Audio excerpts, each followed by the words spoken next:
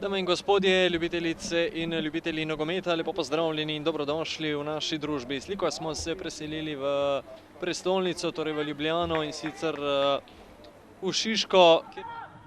Takšnih napak si domače nogometašice ne smejo privoščiti, kajti v nasprotnem primeru sledi proti napad.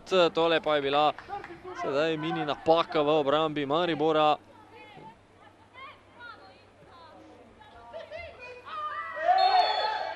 Tole bo prekršek in 11-metrovka. Veliko večjimi težavami, kot bi si sprva človek seveda mislil. Manja Rogan ali Eva Vamberger. Manja Rogan zanesljivo tule iz bele pike zadeva za vodstvo Olimpije z 1:0. Z lahkoto so tule Ljubljančanke prišle do vodilnega zadetka. Manja Rogan seveda, glede na to, kako zelo izkušena je tule zlahka opravila svojo nalogo, ki je bila zadana, in Ljubljančanke torej nadaljuje. Manja Rogan, pravzaprav vsaka akcija Olimpije se začne preko nje. Znova podaja v prazen prostor. Tole mora biti priložnost, sicer zelo hitra. Tina Paliska vendarle je prišla do žoge. Tina Paliska, še ena priložnost in 2:0.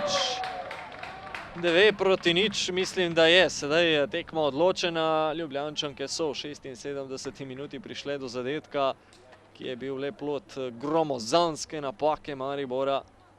In pravzaprav 2 napaki Maribora, 2 zadetka Olimpije in to je to na tem današnjem srečanju. Kratek povzetek pravzaprav.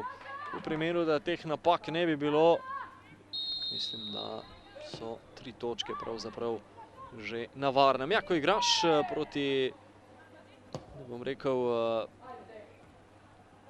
tole je še ena priložnost brez gola in potem Tina Paliska mimo.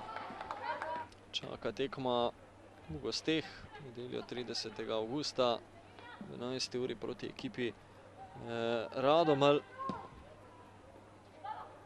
Maribor pa bo v naslednjem krogu prost. Tole je priložnost in 3:0. 3:0 in tale tekma je sedaj odločena. Do zadetka pa tokrat, če se ne motim, številko 5 Barbara Kralj. No, sedaj uradno tale tekma odločena, da ne bo kakšne pomote. Olimpija Maribor 3:0. Hvala lepa za vašo pozornost. Upam, da ste uživali. Do prihodnjič z moje strani. Lep pozdrav in lep popoldan.